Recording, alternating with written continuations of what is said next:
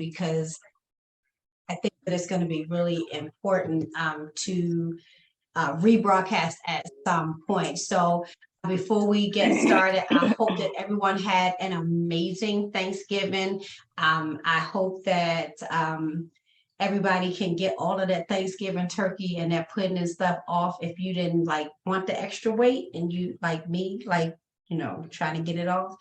We are all in this struggle together. So don't feel bad about yourself. We're going to all get out here, I would say, and walk, but I'd be lying. It's cold outside. And I'm not going outside and walk when it's cold. So when my husband blesses me with a treadmill in my basement, then we're going to see about this extra weight. So welcome again to another live edition. Last Wednesday, we did do a pre-record. That was a follow-up to Cherie's that she gave us so much stuff. Like I'm still so excited about Cherie's episode. And last week I gave you some toys and things that you could get for your littles. Hopefully some of you got over Black Friday and were able to Cyber Monday and, spend that money wisely. But in Cherie's words, what they want is the box, all of that stuff.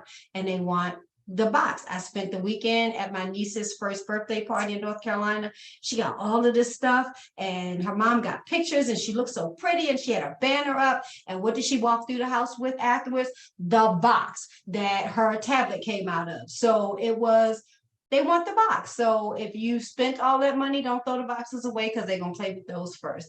So again, welcome. Tonight's show is going to be a little bit different. We are not so much focusing on the little people as far as like development and different things like that. We're going to talk about blended families. And I know that can be a touchy subject with some. So I will remind everybody about, agreeing to disagree, of being respectful of other people's opinion, and what works at your house may not work at my house because you don't know dynamics. And it's easy for you to judge on the outside of somebody's house looking in, but unless you know the full dynamics, you can't really make a full judgment call. So keep that in mind as we talk about our situations. And I say our because I am, of course, in a blended family. So it's different. And it's different when you have little people and when you have big people and when you have grown folk. And, so many things come into play. So the one thing that I will say is we don't, again, 1803, we don't like the word step children. We say bonus. So our bonus babies, our bonus adults, because my 15-year-old stands taller than me, so he's not my baby, but like our bonus children, because I think it takes the connotation away. And way back when my husband and I got married, I actually had that conversation with his mom, and I said, do you want me to treat him like a stepchild, or do you want me to treat him as if he's one of mine? So I think that makes a difference, and it makes the children feel better than to hear step. That's just my personal opinion. Cherie, I know that you're in a blended family. How do you feel, or how do you all deal with the word step or bonus in your household? I use bonus. I use bonus, and I think the boys, they call me by my name. And the oldest refers to me as his stepmom, and the youngest the 14-year-old, he refers to me as mom. And so that's just, however they wanted to refer to me as, I'm fine with. And so that's how we do it in my house. That's how they refer to me, and they call me by name. And I know some people are a little taken aback by that, my bonus kids call me Cherie, but they do, and I'm okay with that. Anybody else in a blended family? Because I think that's the interesting point. One of the things I wanted to talk about is what do you call, like, what do your stepchildren, bonus children, what do they call you? Because ours was, so how we decided on my name is Ma Missy. And so that's when I was doing college ministry a long time ago through the church. All of the kids at school during the college, they called me Ma Missy. So that was just our go-to when we when we were picking, excuse me, when we were picking names. Now I will tell you, his mom made the distinction that it was my Missy, not M.A. Missy, because she wanted no pieces of mom being in the title. So if that sets the stage for how that all kind of started out. So it didn't really matter, because when you say it, like, you're not making that, we from Baltimore anyway, so we got that Baltimore dialect. So you're not saying my, you're saying my, and either way, it's the same thing. So that's how we came to settle on what he called me. But it was after much discussion, I will say, and because he was so little, it was more of an adult discussion. So Cherie, what about you all? I so, and I was just about to say, it depends, in my view, when you came into your bonus kid's life. Yep. And you gotta sort of, just work that relationship, and it takes time for that trust to build. You're getting to know a child, but depending on when you came in their life, they may not look at you as mom, or they may look at you as mom. So in my particular situation, the youngest, um, he really associates mom with me. And in their particular situation, they were dealing with, when I met their father, their mother had passed away. So she's no longer here. So I'm like full-time bonus mom, full-time. Mm-hmm. And so it makes a difference, because the youngest one was really young. He was under, I think he was like 9 when I first came around, whereas the oldest was a teenager. So he had a full life, or not a full life, but a number of years with his mom. So when I came around, it was more of an adjustment, I think, for him, or for everyone, but for him, he accepted me because this is who his dad wants to be with. But it was a little different, and it still is a little different. But I also think it's another dynamic that he's also a teenager. He's 17 now, so he don't want no parts of the Right. screaming baby. And, Yeah. and his bonus mom was like, I want to play video games, go to work, go to school, hang out with my friends. I don't want to be bothered with y'all. So that's also another dynamic there.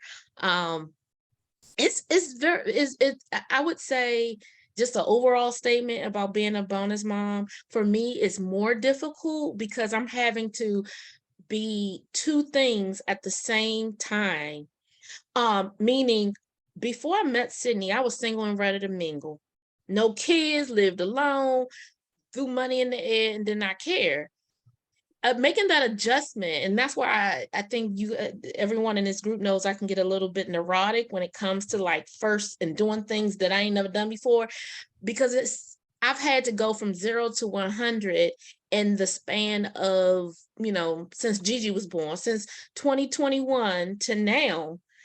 So I'm a brand new first time mom, someone that I birthed, but I'm also a bonus mom at the same time, and they require very different things. Yes. Very different things. And it's like pulling, and so it's been a little overwhelming at times, if I must say so. I'm just gonna be honest.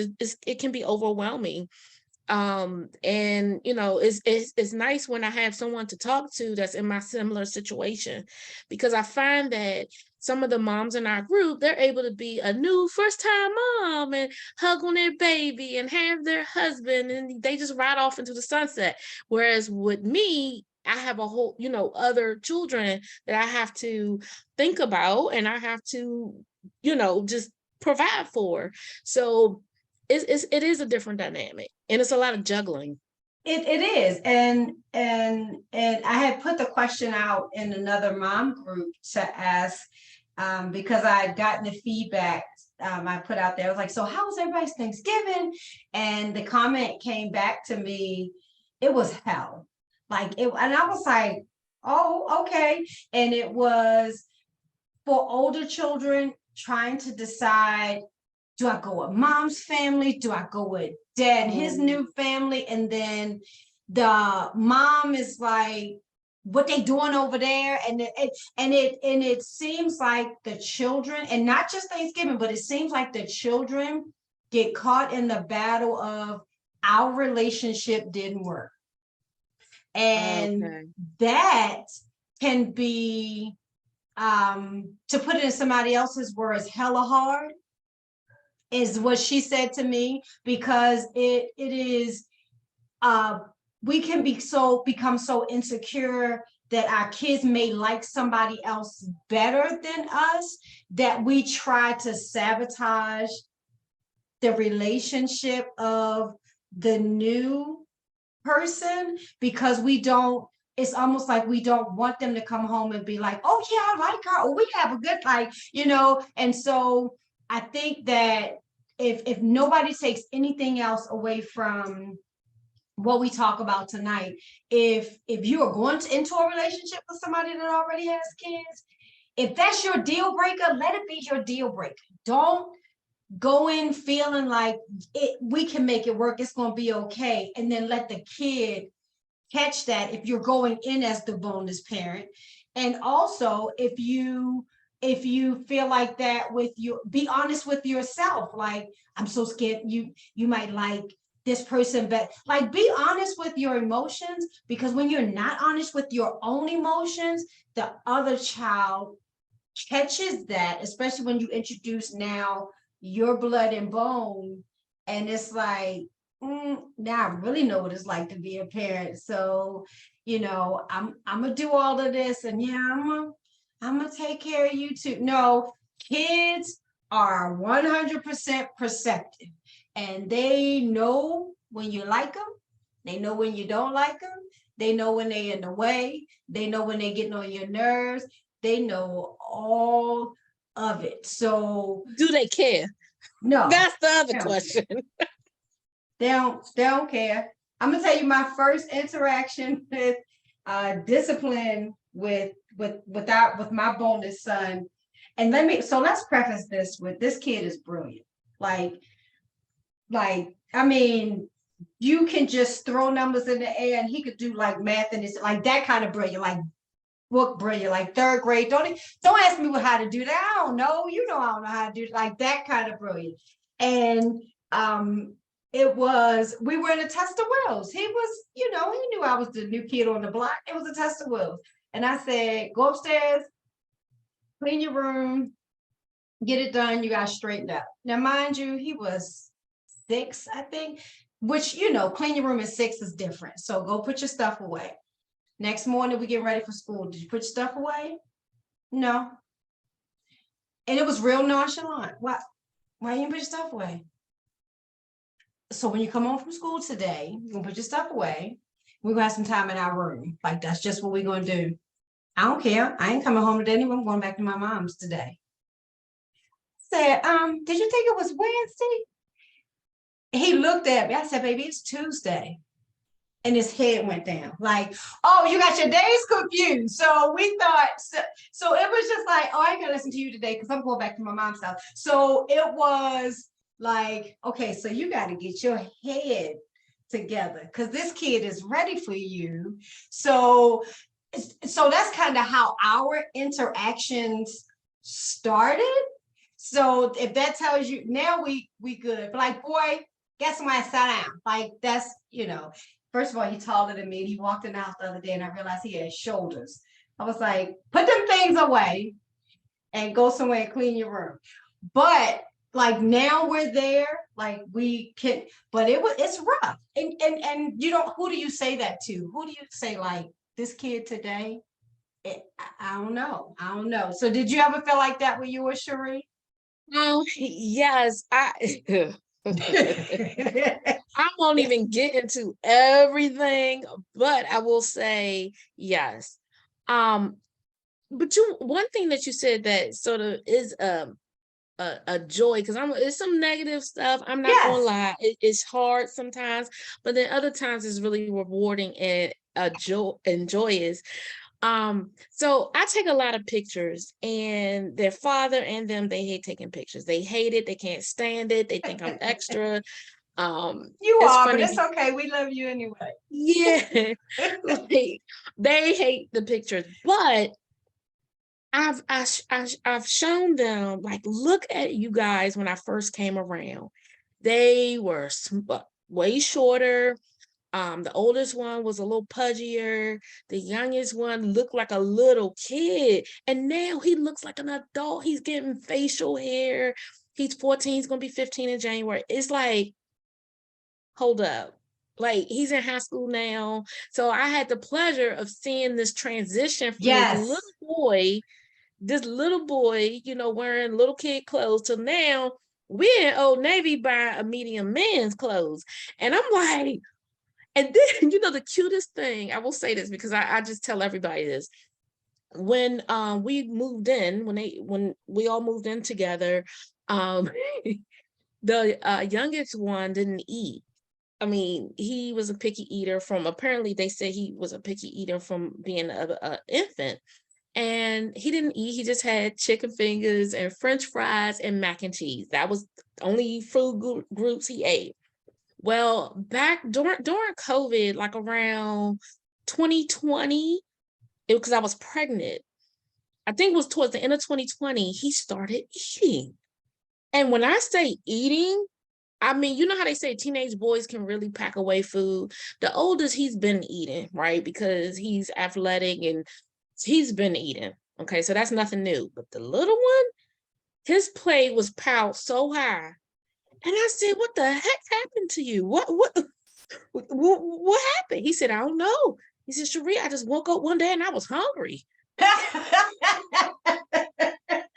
That joker eats now. And he's still little, but he's tall now and he's getting facial hair, he's growing, his voice has kind of changed a little bit. I'm like, that has been amazing to see such a quick transition in a short time. Oh yeah. And yeah, so same thing.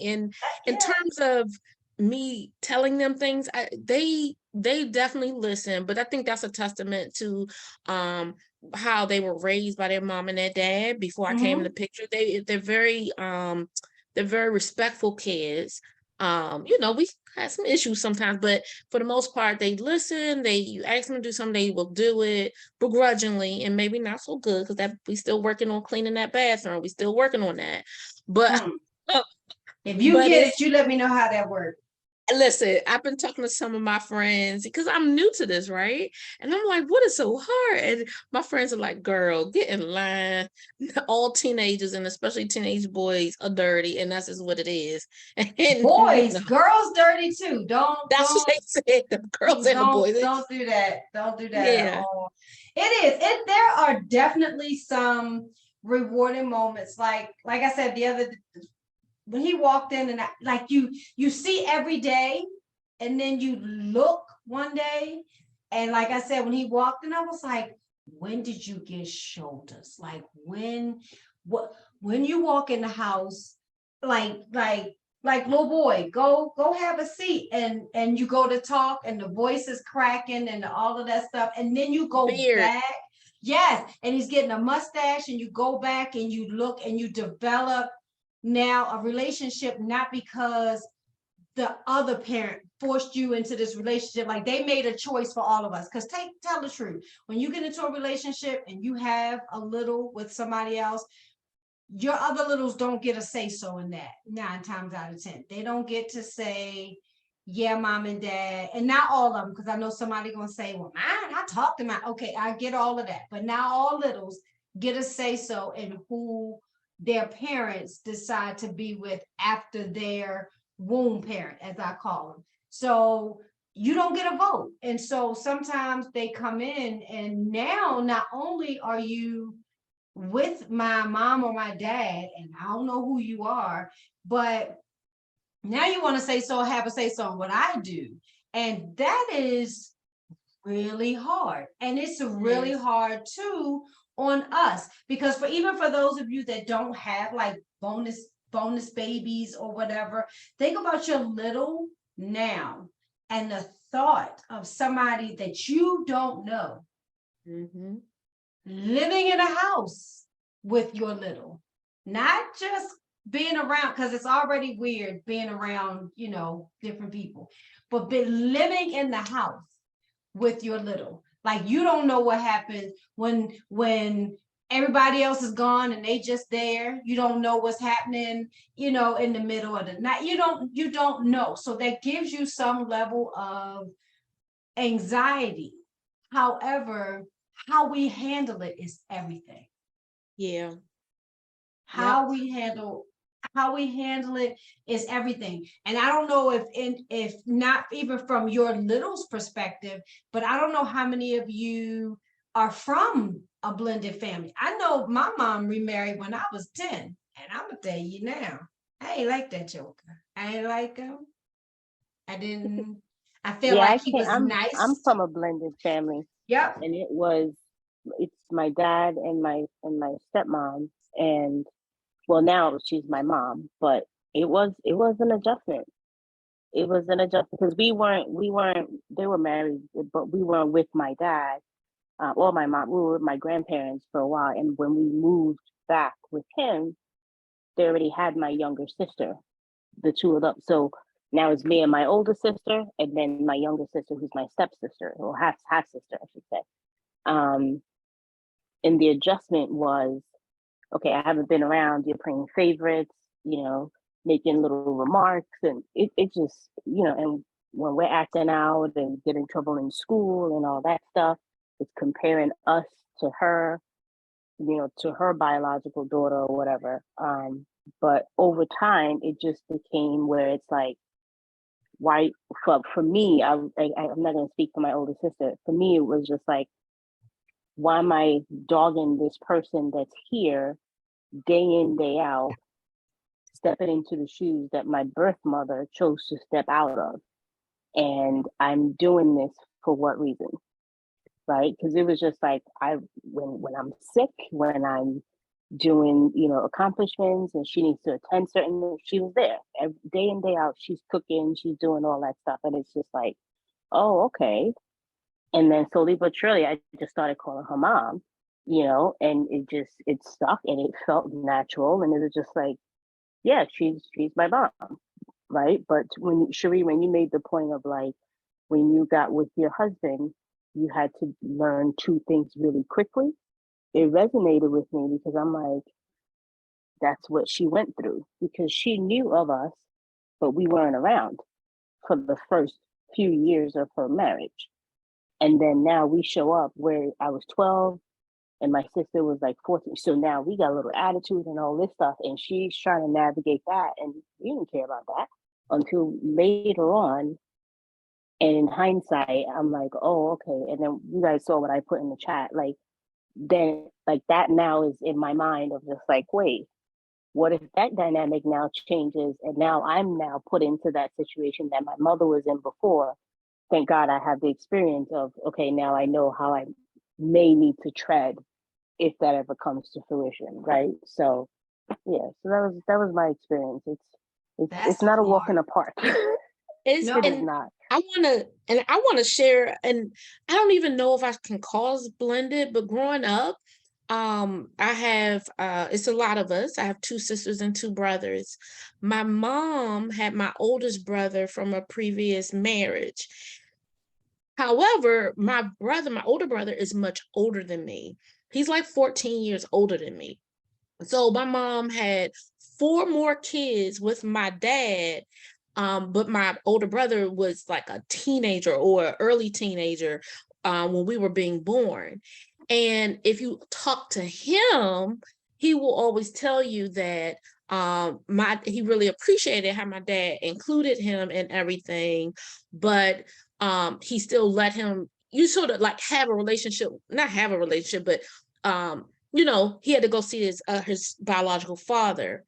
And I'll tell you that the way we were raised with my older brother, I didn't even know he was a half brother. Like, even to this day, we don't even, I mean, saying it is feels kind of weird because we wasn't raised like that. Right. One time I remember I was probably like 8 years old or 10. I was young. And I asked my mom, I said, Mom, why does Mike have a different last name than we do? Why is that? And she said, "Oh, you all have different dads." And I was so confused by that. Like, because my whole life it was my brother, my brother, my brother, you know. And he was so much older than us that when he started driving, we just thought this man was like the best thing since sliced cornbread. We would be, me and my siblings, my twin and my older sister, my younger brother, we'd be looking in the window. So when he comes home, we see him driving down the street. We like, it was just the best feeling ever that big bro was coming home. He was going to give us probably some quarters or $1. And, we were so excited. Yeah. So I had a different sort of experience than what I'm living now. And I think it's hard too when you have, and I say this so that people are mindful, when you have children that don't live in a house with you, say you're in a blended family and they're not living with you, that other child may feel some sort of way looking at what you do when they're not there. Because, if everybody's going on vacation and they don't get to go, they don't really get the understanding of why, if that makes sense. So, all you remember looking back as an adult is, I didn't get to do that, and it made me feel some sort of way. So however you can do things that are inclusive, try to be inclusive. And it's hard. Not everybody's going to get along, especially depending on how the bonus kid came into the relationship. Like, if we 5 years into a relationship and you got a 3-year-old, I got questions. So that's going to already be like a thing, but the 3-year-old ain't had nothing to do with that. So taking it out or dismissing that little person is one, it's not going to make them go away. 2, all you're going to do is hurt them. So y'all can, work all of the adult stuff out on the side, but try to you screw children up not as adults, you screw them up as children. So, and one of the reasons that we're doing this is because if we can stop you from screwing them up as kids, they won't be screwed up as adults. That's why we keep hearing all of this stuff and seeing this stuff on TV. Nobody wakes up in the morning and decides at 27, I'm gonna be a serial killer.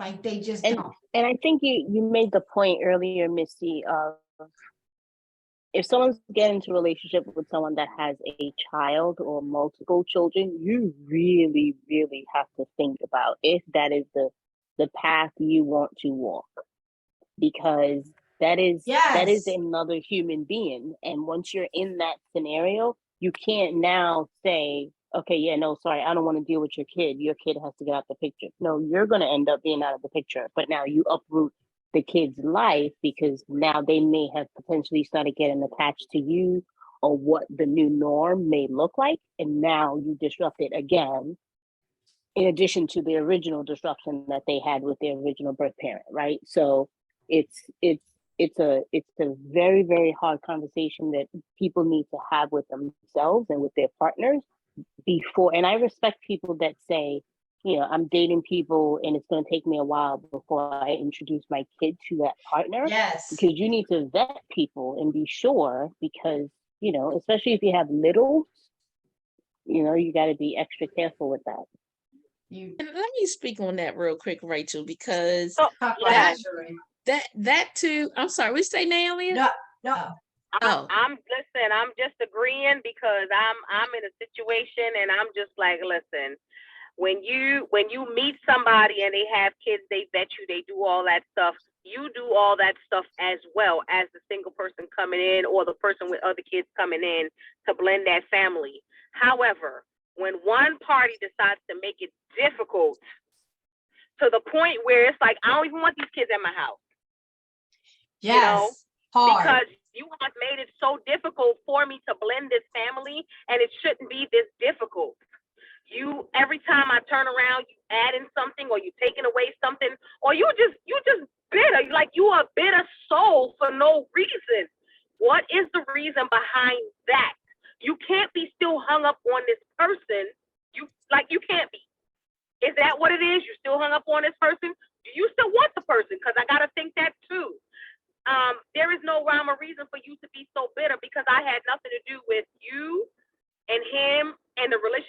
had and the breakup that y'all had to where I'm with this person now.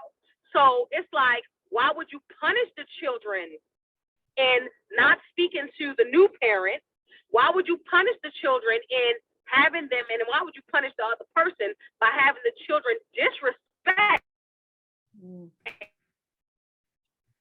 Yeah, I'm sorry. Go ahead, Sheree. And Well, the I was kids just are in a bind. Why would you put the kids in a bind like that? Yeah, that's tough. Now, my situation is a little different because, my spouse is a widower. So I think is a widow or widower. I Yeah, always get widower. confused on. Mhm. Okay. So I will say I wanted to speak on what Rachel said. Take some time before you introduce the new person to the kids. Well, in my situation was kind of different. I too had that same mindset that I thought we were going to like kind of slow walk that process, and I wouldn't be like put, hey y'all, here's your new mammy, and and so what ended up happening in my situation, I dated Sydney, I think for the first 2 or 3 months. It was a summertime thing, and his schedule changes in the summer, so we spent a lot of time together. And this particular summer, the boys had went down to spend time with their grandmother, their mom's mom, in a different state. So he didn't have any kids when we were initially dating. Our first date, our second date, third date, we spent like that whole summer getting to know each other. The kids came back. And he told me, I'll never forget this. They came back. He had to take them school shopping because school started like the end of August, September. And it was like 2 weeks into the school year. He said, come over this Saturday. I'm taking all of us out to dinner. I said, excuse me, don't you got the boys back? He said, so it's time for you to meet them. I said, I don't think that's appropriate, sir. Like it's too quick soon. It's too soon. Let's figure out what we doing. Like we're exclusive now, but don't, let's slow walk this thing. He said, no. He said, I don't need to, I need to come on over. You need to be introduced. I want them to meet you. You're in my life now. That's what it is. And y'all have met Sydney before. So, he's kind of, when he says something, he's sort of straightforward with it. And so I went over, and let me tell you, the first thing I never forget, when I was talking to him on my way over there, I was like, Sydney, what if they throw a rock at my head and say she ain't my mammy, like on Color Purple? He said, if they throw a rock at your head, I will beat their ass. I was so afraid, but it ended up working. It's a process to when you are introduced to the kids. It's a process. And that's the point that you made. He was solid. I think Angie said that too. He knew what he wanted. He knew what he had, and you guys were solid in each other, right? Yeah. So, and to Naomi's point, not only is it you and your partner, there's the third person in the midst, right? So you have to be mindful, like, do I want to put up with this person forever, right? And it takes you and your partner being strong to be able to, to deal with that. So, and in my situation, it was more of the boys' mom's family who was doing the vetting, because remember, she passed away. So I met their aunt, who was kind of filling the role as their surrogate mother. And I'd never forget, I went to dinner with her, and she was so nice, though. I must admit, this has been the most different. I was not expecting her family to be so welcoming. I have really been part of a great family in terms of how welcoming they are. I'm just shocked. I mean, it was to the point where one summer, and a few years ago, I went with Sydney to go pick them up from their grandmother's house and stayed at her house. I was telling my sisters, I was like, yo, this lady let me stay in her house, and this is their mom's mother.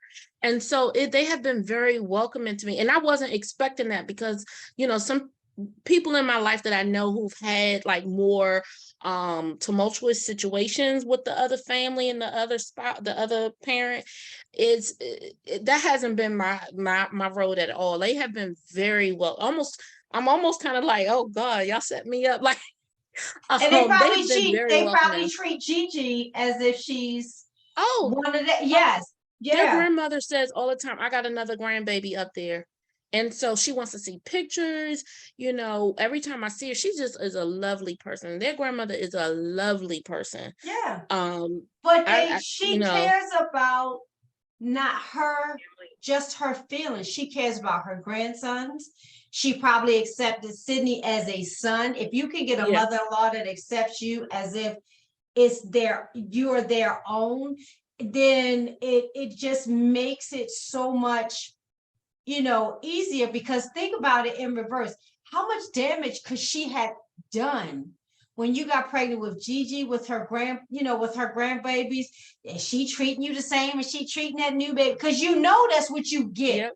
That's a lot of what you get. But when the children are your priority and not your emotional, how you feeling about the situation, when the children are your priority, whether me and you get along 6 days a week, it's his birthday, it's her birthday, it's not even about us.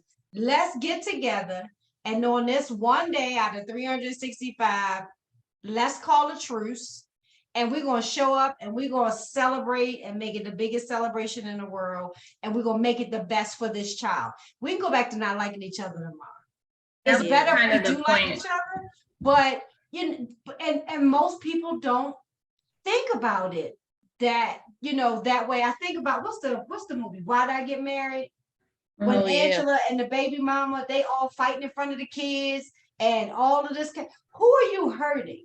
Because you already set in your ways. You already, whatever. But we talk about role play, and we do let our kids dress up and they want to be doctor, and they're gonna grow up to be angry, just like that. They're gonna grow up to be sad. I think that was I'm not in a blended family, but my dad had multiple other kids, and I feel like I heard this word before, like others esteem. So instead of self-esteem, like you kind of just, or like being empathetic to situations. So I just remember growing up, it was awkward. Like no one actually treated me bad, but it was like the vacations with that side of the family, it was almost like my mom couldn't go. So I didn't want to go. I didn't want to go and have a good time. And, she probably wondering, like, are they treating you? Are they treating you the same? And I was treated fine, but almost to the point where it was kind of weird, because I would go and this is my dad's side of the family, they all knew my mom. And so in front of his current wife, they're like, where's your mom? Why didn't she come? I'm like, well, y'all know why she didn't come. And they're like, we did her. Like, let me show you old pictures. They going through the photo book of my mom. What? And although I'm like, I love that you still love my mom and you still love my family. Now I feel weird because his current wife is here, but it's like, and so I'm just always I feel awkward in those situations. Like even now, like Andrew, even just not even thinking about blended family as far as mixed kids, but when you have a child with someone else's family, especially around the holidays, it's like, okay, there's my house, there's my mom's house, there's my dad's house. There's your house, there's your mom's house, your dad's girlfriend's house, your mom's boyfriend's house. And it's like, we got a pop, a papa, a grandpa, and it's just like, it just gets to be so awkward. And then my son's birthday party we just had, we got papa, everybody.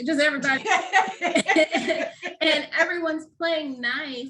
But I just kind of remember how I felt in those situations. Like, okay, no one's treating me bad. I'm happy to be invited. I'm happy I was not excluded, but it's just weird. And I feel like no matter how emotionally mature you feel like you are, you don't know how other people are, like taking pictures. It was like, okay, Andrew, my son's father's parents have separated, but they wanted a picture together with their grandbaby, but also their partners are here. And it just was like so much. And so then I got to thinking about how like just holidays aren't fun when you grow up. Like it's stressful. There's just too much. And I think about this house in my mom's neighborhood. They're an Asian family. First of all, they all live there. Like that's just what they do. Grandma, like they all live there. And it's like, they just have this big holiday celebration. And I feel like the older we got, it got smaller and smaller. And it's like, we got an hour here and an hour here and an hour here.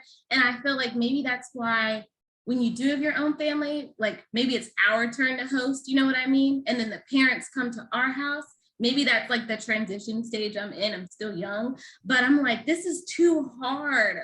All of these houses, it's just way too hard. It's stressful. It's uncomfortable. It's like, oh, well, you went to your mom's house for Thanksgiving. You didn't come to my house. And it's just exhausting trying to think about everybody else's feelings. Everyone's so welcoming everywhere we go, but thinking about everyone's feelings. I'm on vacation, my dad's family having fun, but my mom's not there. And it's It's a lot. So weird. Yeah, it's a lot. I do remember because we, with my first husband, we moved around so much. I do remember when we were home and Morgan was having a birthday party. And not only, we didn't have step families at the time, but we had his family and my family didn't get along for a whole host of reasons we won't go into, but they didn't get along. And it was like, well, who coming to the party? So we put it out there. Listen, her birthday party is this day at this time at this place. Show up or don't show up. I don't care who it is, from my mom to your mom to my grandma to your. If you don't show up, today is about this child right here celebrating another year of life, and show up or don't show up. But if you show up, you better have some act right, or you're going to have to leave. My son's birthday, like, this is live, but it doesn't matter. But I feel like in a way, a friendship of mine ended because my son's father and I are not together. And she had asked about my son's birthday party plans, and it was Baby Shark. And all I did was mention, yeah, I got a Mommy Shark t-shirt and I got him a Daddy Shark. And she one day called me like a few days later and was like, it was just put on my heart. I had to tell you, I cannot support what you're doing. You are not with him. Y'all need to have separate part. And I was just like, I was listening and I was like, where is this coming from? You know? And she was like, yeah, I just can't support. I said, I didn't invite you to our engagement ceremony. This isn't our wedding. This is to celebrate the birth, you know, my son's second birthday. And I was like, if you can't be here with a smile on your face, like you're just gonna have to uninvite yourself. Like you're gonna have to politely. Nikki, that makes me angry. And I don't even. It bothered me so much because it just was like, first of all, as my friend, to be in a place where we're not together and be able to have a joint birthday party, I'm not gonna make stuff difficult where I don't have to. If we can have a birthday party together without slitting each other's throats, I'm going to, because I don't want my kid later to wonder why they weren't there, and it's because other people don't get it. Y'all don't have to get it. Like, family is number one, whether we're together or not together, married or not married, remarried. This is this person's parent, and he respects his child. He cares for his child. So if I'm going to have a party, I'm not going to invite him. I'm not going to invite his grandma who sees him 2-3 days a week. I'm not going to invite that whole set. That is, well, then we're going to have nobody there, because that is the family. And in her situation, she is married to someone who has kids by someone else, and her and he don't get along at all. She doesn't have a relationship with those kids. And so I think it was a situation, well, why does your situation look like that? And you can have this blendedness, and I'm married and I can't have the blendedness. To be honest, that's what I think it boiled down to be. And it's just like, well, you know, the grass isn't always greener. You have stuff I don't have. I have stuff you don't have. At the end of the day, I support you. And any moment where you were able to be with those kids in that family, I would cheer you on. That's how I grew up. My parents weren't together, but I did go on vacation with them. They did show up at the birthday party and smile and take a picture together, graduations, all of that, because they are my parents. And as my friend, as if my mom said that, if anybody said that to me, I just would be like, well, first of all, you're misunderstanding the purpose of the party. It's my son's birthday. And second of all, I don't owe anyone anything except for my child. And so if I can make sure my child has a good experience, whether that's vacations or birthday parties or going to 10 different houses for Thanksgiving, so that they don't look at pictures and say, Mommy, why wasn't I at this one? I'm gonna do it. I'm just always gonna do that. But you know what? We have as adults, and I say we because we have all done it at some point. We are horrible about revisiting traumas on other people. We all talk about that with our birth stories. We talk about it when we were planning on, even having babies, how you can Google and YouTube the most horrific, birth stories. But it's harder to find the really good, soothing, relaxing, birth stories because people revisit their traumas more than they revisit their successes. And so, like you said, if you look back in your past and we say, I came from a broken family and we did a birthday party over here and they did a birthday, but there's going to come a time when you can't have do-overs and second times. What about graduations? What about weddings? What about when grandchildren are born? There are certain things that you won't get to do over. And Everyone just needs to again, put on their big girl pants. put your big girl drawers on. And do it. Yeah, because you can't get those moments. You can't. You can't. And I'm not gonna, and there could come a time where we do have separate birthday parties. Like, don't get me wrong, we could be remarried, we could be living in different states. Right now we live 20 minutes away. We're not doing 2 parties. First of all, he's not gonna plan it. So he's not gonna have to. Like, this is just, it's creating problems that I do not have yet. I do not want to have. And why make it harder than it has to be? Both of our families are welcoming, and that takes maturity on their parts too. Like, I commend everyone for even coming jointly to this birthday party, and for you to be a friend and not even family and have such a strong opinion. I'm like, well, you weeded yourself out. Like, okay. But what would it do if that was our deal breaker? What if you are the parent of a little person and you say to anyone, this is what it is. Like, before we even go into anything different, we have decided that we're going to co-parent and not be in a relationship. And regardless of how I feel about you as a partner, a spouse, a friend, whatever, we're going to be co-parents to this child. And anyone coming in has to respect that boundary or stay on the outside. What if we made that like upfront, front and center? Like, it's not negotiable. It's not going to be anything different, especially for new people coming in. This is my child. My child was here first. It's hard to say it, but they probably going to be here after. If you decide you want to go your separate way, they're going to still be here after. So I'm going to make sure that as many traumas as I can, I'm going to avoid for my child. As many traumas, and the ones that I went through, I'm especially going to make sure that I try to keep those traumas away from my little people. And it's a good conversation to have. It's kind of silly that we even have to have it. Like, wouldn't you just think that, I don't care if we've been through, unless he was like, I don't know, beating on me or something and tried to murder me.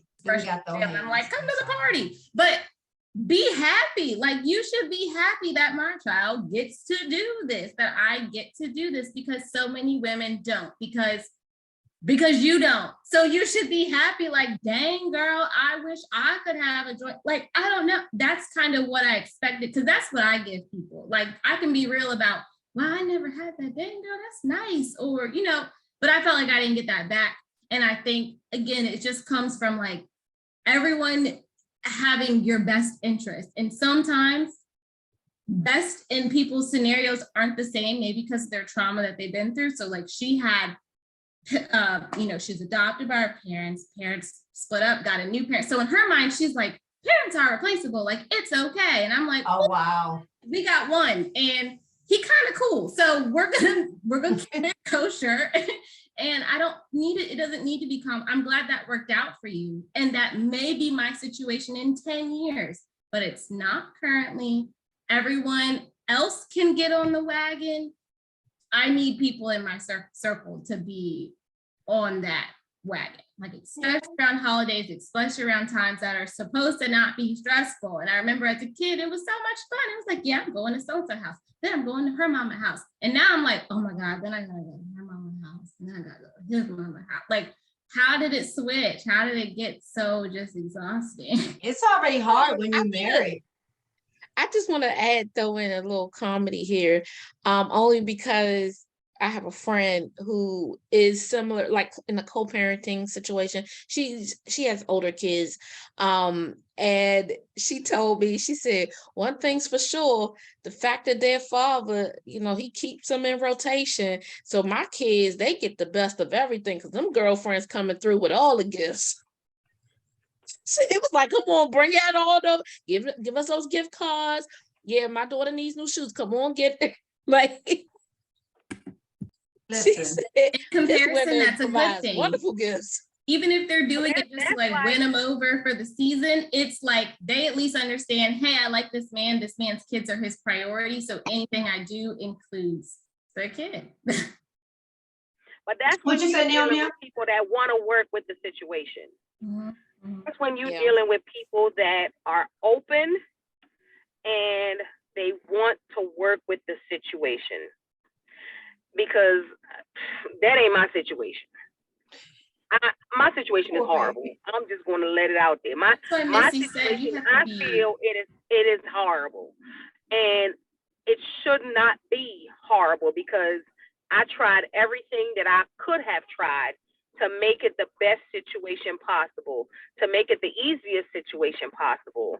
I left myself open. I was out there. I'm like, listen, if you need me to come pick him up for the weekend, I'll pick him up from you so that, when he gets off of work, they'll already be in the house. Like I was open like that. Like Cherie said, yes, I was the one that was giving the gifts. Like, cause it's kids. When you're dealing with kids, you're dealing with kids, and kids should never have to be a part of the argument. And I don't like women or men who make the children a part of the argument you are having with the person you are co-parenting with. When that is a factor, I check out. I check out because I don't like it. And for me, it got to the point where I was like, you know what? If every time they come over or if every time something happens, like, I just don't want them here no more. Like, I got to that point because you shouldn't have to get a nasty message every time they leave. I definitely don't need a nasty message every time they leave because then it leaves me in a position of, what the heck? Like, what the heck is being said about me? What the heck is being said about my home? What the heck are you, what are you pulling out of them and twisting in your own crooked little mind, that is making the situation worse than what it is and what it ever has ever been. It's horrible for women and men to put the children in the middle of the situation. If you're going to have kids and you're going to co-parent and be that person, be that open parent. Be open to co-parenting. Be open to the two households blending. And hell, Will and Jada, they got their whole situation and their entanglements. But at the end of the day, I'm going to say their entanglement with the other woman, the way they split and they share and they could come over and they could be that with each other. That's a good co-parenting relationship, but they had to put in the work to get there. Now, when you only have one person or two people trying to put in the work and one person is just trying to be as miserable as possible, well, hell, it is never going to work, ever. And the only person that's going to suffer, it ain't going to be me. It definitely ain't him because, hell, I'm keeping him satisfied. It's going to be the children because the children are not going to be the ones to see their dad or to see their mom, or to see their siblings. It's going to be the children. It is always the children that lose. It is never the other spouse or the girlfriend or the boyfriend. It is never that person that is going to feel it. Yes, mom or dad that's in the situation is going to feel it because you're being an asshole. But at the end of the day, the children will always feel it. And there will come a time where you are going to have to answer for what you did to those children later on in life. Somehow, those children are going to come back to you and say, Mom, why didn't you? Dad, why didn't we? Why weren't we? Those questions are going to come up. What are you going to say to those children at that point? Because they can see that the other person was there. The other person was there to do X, Y, and Z. But if you don't allow them to, they will resent you. They will hate you. They will have those ill feelings about you. And until you hash that out with that child, those feelings are going to continue to fester. Late in life into the game, it will continue to fester. So why not just have that open relationship for the sake of the children? It is always the sake of the children. We need to keep it where it is, the sake of the children. Because if we can't do that, what the hell are you having kids for? But you know what? Two things to that. One, just because we can't be in a relationship doesn't mean we can't co-parent. I'm sorry. Sometimes the relationship just does not work. But that does not mean the parent-child relationship cannot work. So don't get the two confused. Because I don't like you as a person doesn't mean that the parent-child relationship cannot work. And like Naomi said, there's going to be consequences, whether it's as an adult. Children seek validation in the areas that they need to be validated. And if you're not validated as a child, you will continue to seek validation as an adult, whether it's from the father or whether it's from the mother. And I know we come down hard on dads. Kids need their dads, kids need their moms too. And especially in families where that person, you pushed them away because y'all couldn't get along, and then they go become everything to somebody else, and you see them, or the children see them with the other children, and they see how loving they were, and they see them in the pictures, and they see how everything is working out wonderfully. Then the child is looking to figure out whose fault was it that I didn't get that. And when I don't get that, I'm going to figure out, was it my dad's fault that I didn't get that? Or was it my mom's fault that I didn't get that? But somebody getting that, and I wanted that. And now in my adult life, I'm seeking out relationships that replace the relationship that I wanted to have with the missing parent. Now, in Cherie's case is different. The mom is not there because it wasn't a choice. She passed. It wasn't a choice. So, and Cherie got to step in and not be like, I'm your mama now. No, I'm here. If you need me, I'm here. I'll never replace your mom. I'll never replace your mom, but I'm gonna be here to fill her shoes to the best of my ability and as much as you will allow me. But when mom is still is somewhere circling and you push them away, or dad is somewhere circling and you push them away, children look for that. And you think they don't. When they go back, I know at 17, 18, I went back through family albums and I would look. Where was it? Y'all was at the beach? I don't see me in this picture. I don't see me in this picture. And my father passed when I was 10 months. So I wasn't there. So he wasn't there. And it was an estrangement from his family because he wasn't there. And then when I got old enough to look, it was like, God, I missed out on all of this. Like, he wasn't there, but I wasn't there either because, and so it made me feel a way. As I, I'm old now and I just understand the family dynamics, but children will seek out what you take from them. Don't be the reason that your son looks for a mother, that your daughter looks for a mother. Don't be the reason that your son looks for a dad, or your son looks for a mother. Be what you can be. And that doesn't mean being perfect. Mom guilt is real. We're going to have it. Bless Jesus. It's real. Dad guilt is like, you can't do everything and be all things. You can be the best that you can be, but be present. Sometimes we like that gift we talked about at the beginning of the show. We got the big box and all the stuff in the box, and we think the kids gonna be all impressed by the box and what's in the box, and they not. They want the box. So sometimes they're not all impressed about what you're trying to do and buy and be and all. No, they just want you. So whether it's to sit down and read a book at night, whether it's to be at the school play and be the most loud, ignorant thing in the room. That's always me. Y'all know me. I'm gonna be that one. I got grandkids starting to play basketball. I already told her.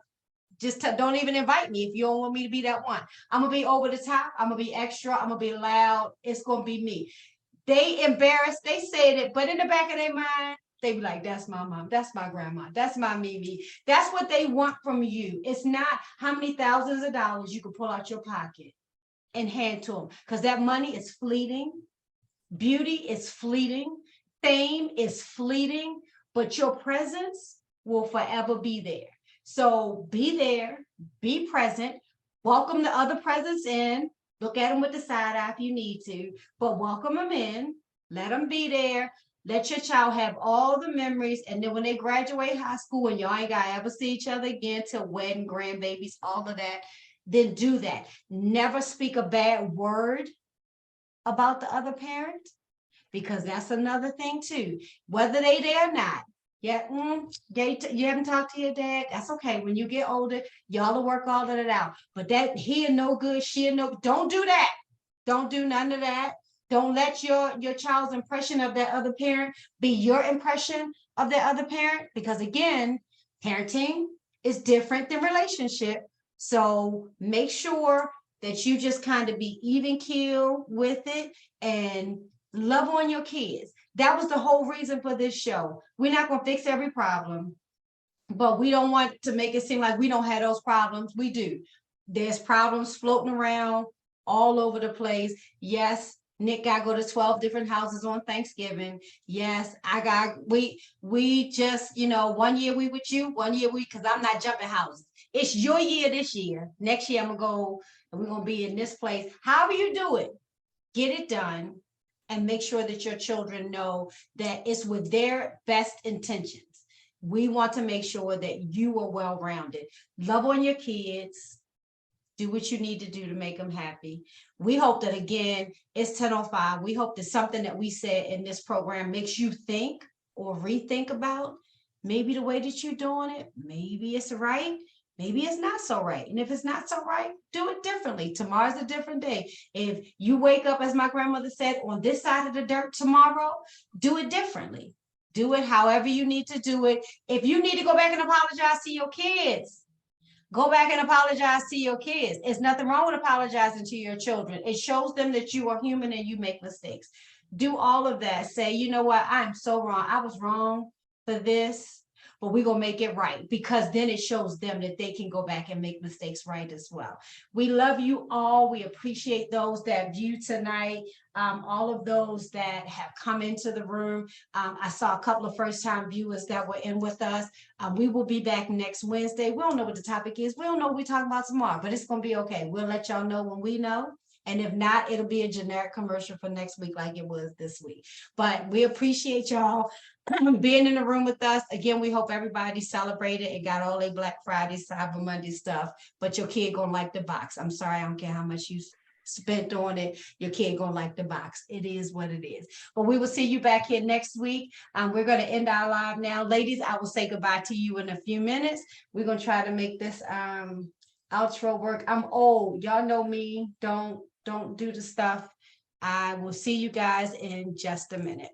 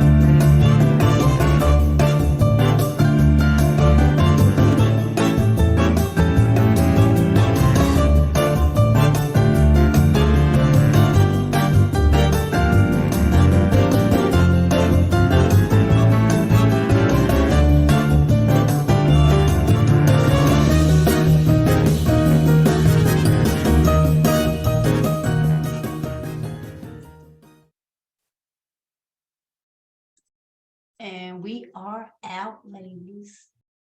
Thank you so very much. I started seeing we started getting some feedback towards the end. Why do people wait to the end? Are you still recording? Yeah, I am. Oh, okay.